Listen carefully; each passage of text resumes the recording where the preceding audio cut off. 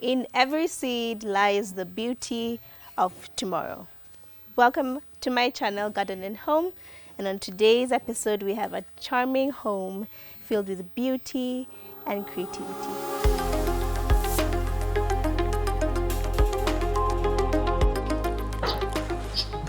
The first thing that greets you in this home is the lush greenery, the beautiful colors from all the flowers and the plants.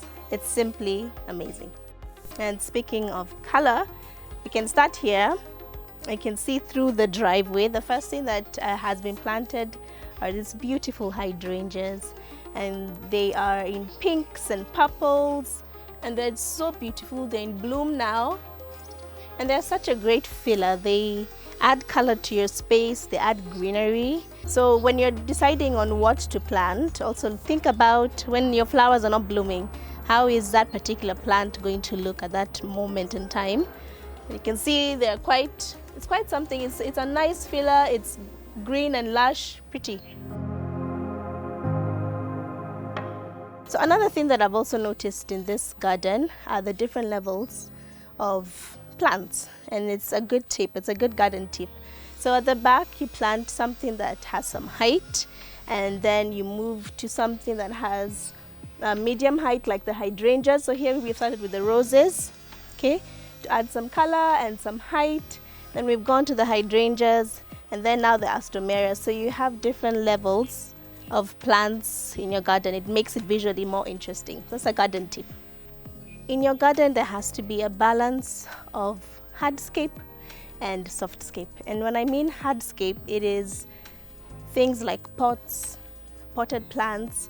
And here I can see that she's used this lovely pot here. So she's planted some succulents. It adds some visual interest, and it helps your garden to look more refined. It helps your garden look more interesting. So add a few sculptures here and there, a few pots. You can actually break a pot in half and plant something there, and it will look like it's cascading down. And I think that's the same effect that she wanted here. And yeah, it's a really good garden tip. So another thing that I've also seen in this garden is that there are different levels of the garden. So there's this section here, okay, and then there's another section on top.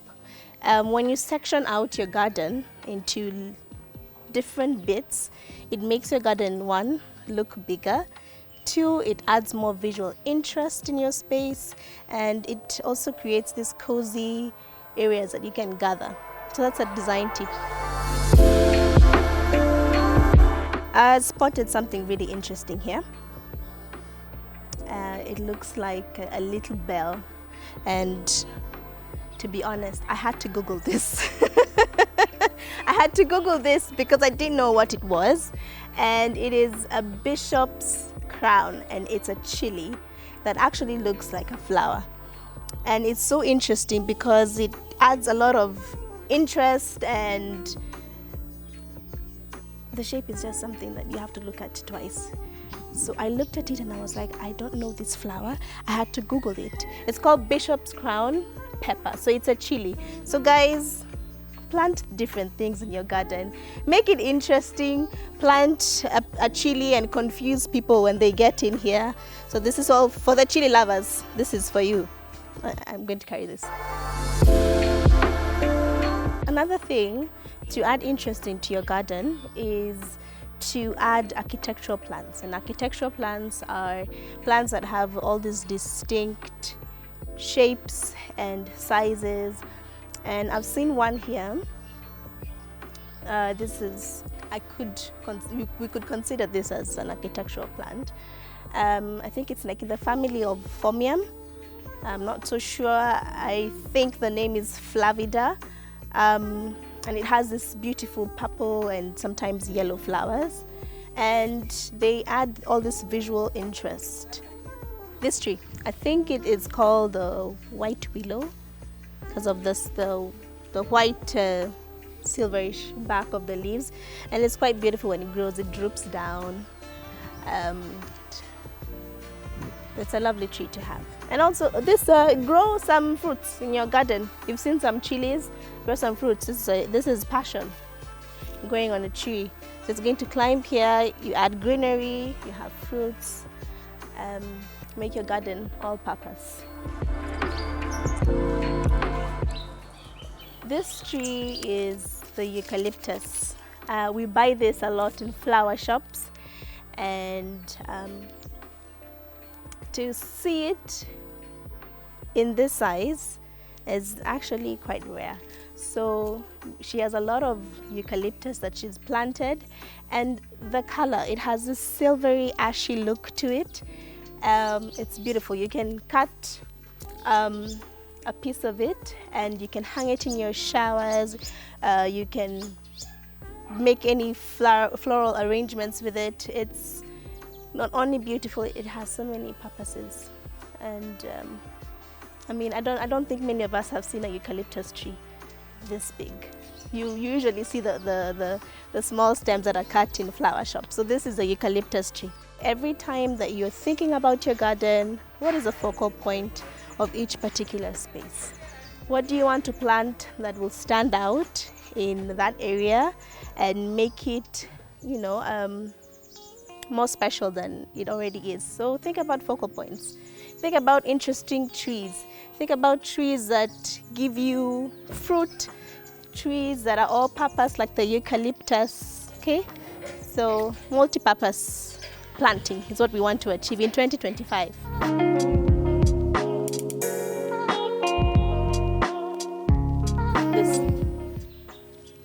It's a tree that gives you flowers. It's called alamanda. Very beautiful. There's the pink. I've only seen the pink and the yellow variety. Low maintenance. You have a beautiful shrub that gives you flowers that's almost like a tree as well. Very nice to have in your garden. And I can see this. I think it's jasmine. Star jasmine. Yes. Also a very fragrant plant to have in your home. Star jasmine, beautiful, and it helps to keep the bugs away as well. Okay.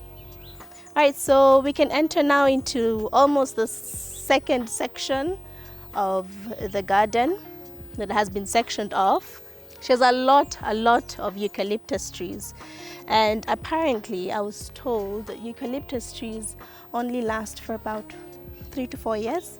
So you have to always do succession planning with them, and that's why she has so many of them. She has about 1, 2, 3, 4, 5, 6, 7. She has 7 of them. So succession planning definitely for this one. In about 3 years, 4 years time, it should probably be normal. Okay. So just another nice area here with the kikuyu grass that has been planted, and I like the wall cover that she's used. So all this is going to fill up the wall, so you don't have to see all this concrete, and it gives you so much color as well. It's quite nice. Okay. Right. A giant philodendron. I think if there's one plant that I'd urge everyone to have in their garden is a philodendron. Ever beautiful. It's just majestic on its own. There's so many different types of philodendrons, but this giant philodendron is one of my favorite. As you can see, it just commands attention. It is a great filler for any corner. You can put it in pots. There's so many things that you can do with it. It's quite an impressive plant on its own. And I can see here she has a lot of air plants. Okay. Make your garden interesting. Not everything has to be planted on the ground, in pots. Consider air plants. This is actually rental space. As we approach the pergola, you're greeted with all these beautiful hydrangeas, and they're all in bloom. So beautiful, lush, evergreen, like I told you. I mean, look at this. Even as a flower arrangement at home, You can find beauty in your garden. You don't have to keep going to buy plants and flowers to put in vases. There's so much that you can have from home and your garden. And my most favorite part of this whole garden definitely has to be this pergola.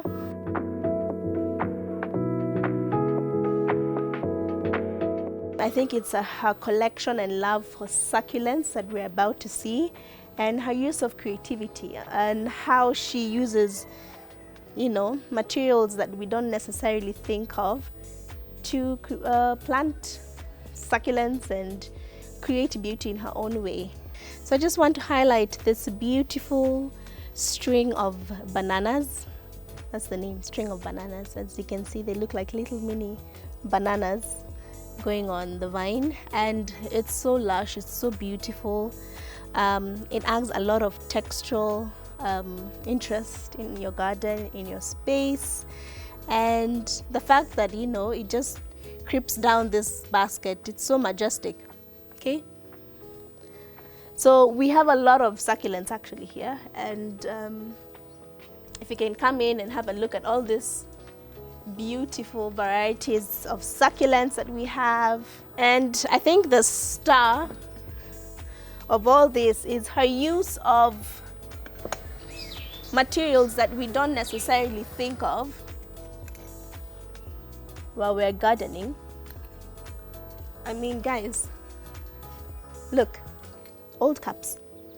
These are old cups, and she plants all these beautiful succulents in all this. Oh, she has hundreds. I think she has like 200 little cups full of succulents, and they're so interesting. I can see there's some more here that she's intending to plant. All these beautiful ideas and creativity is really inspiring on how you can honestly create beauty in your home without necessarily having to break the bank. Use what you have. Look at this one. Look at this. It's a beautiful teapot that's going to be a planter soon. I mean, finding beauty is so simple and accessible. We just refuse to open our eyes. And I think this is a good example of how you can make your garden so beautiful. This is about to be a planter, and she has a lot more. This is not even half of it. I want to show you the rest of her crazy collection.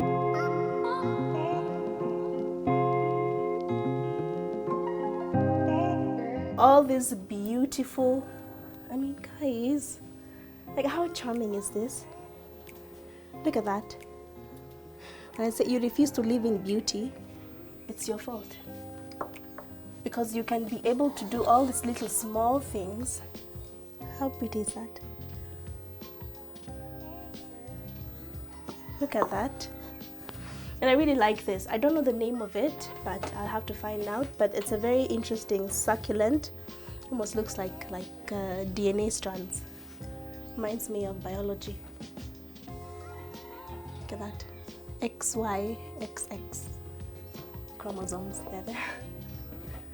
Oh, this is also quite nice. This is pretty. Look at that. That's very, very pretty. And there's so many here. I want to highlight this beautiful pot here. Oh, it is heavy.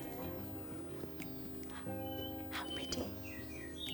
It was actually a teapot. As you can see, it broke. And she decided to make it into a beautiful succulent planter. Whoa!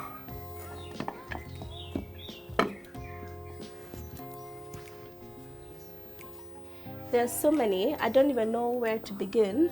I'll show you some of these. One of the simplest succulents that you can keep. In fact, they say if you kill this succulent, you're probably not a plant parent, but we give people many chances. Get yourself one of these. Get yourself one of these. I love the cactus. So beautiful. Look at that.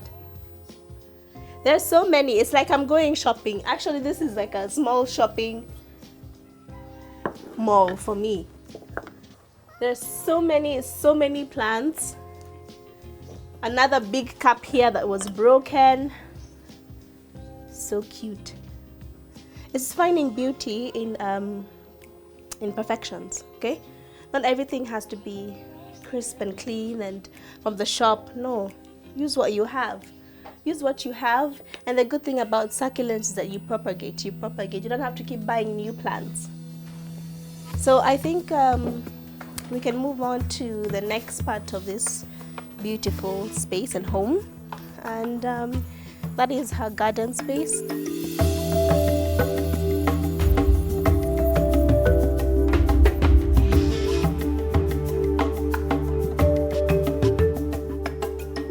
And we're now getting into the kitchen garden. I should have bought my gumboots for this, but we're still ready. Okay, come on in. So the first thing that I've just seen is a pineapple growing. Don't throw away your pineapple scraps, okay? Plant a pineapple and just wait for it. I don't know how long a pineapple takes to grow. I think about, not so sure, 2 years, but don't throw away your scraps. As you can see, she's planted them there. And in this section, I can see some beans, and I can also see some ndoma growing. Arrowroot. I think most of us eat that for breakfast. We know what it is. And she has a beautiful sweet banana tree growing here. And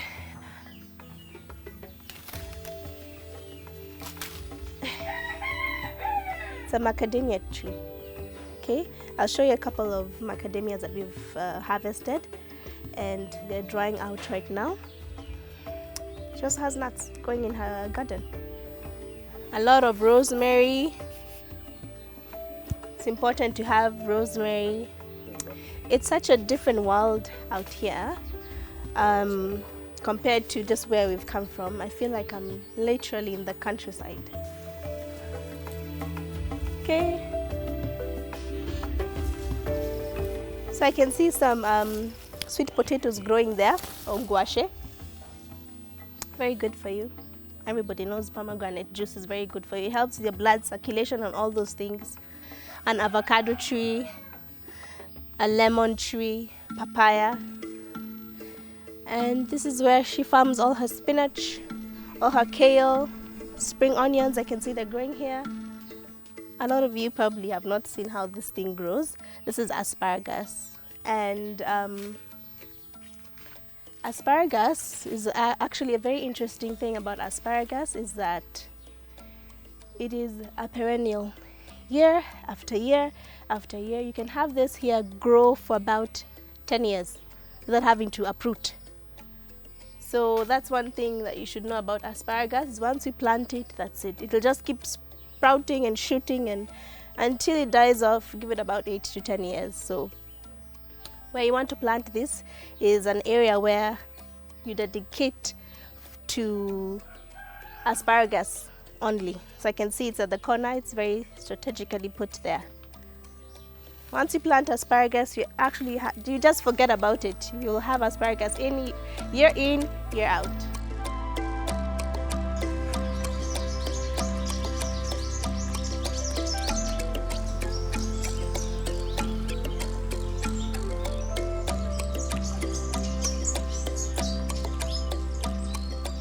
That's all, guys, for today. I hope that you really enjoyed this episode of Garden and Home, and I also hope that you've learned something as well about gardening and using what you have to create beauty. If you haven't subscribed to our channel, please do so, and you can also watch our videos that we've uploaded before. Until next time, guys, see you then.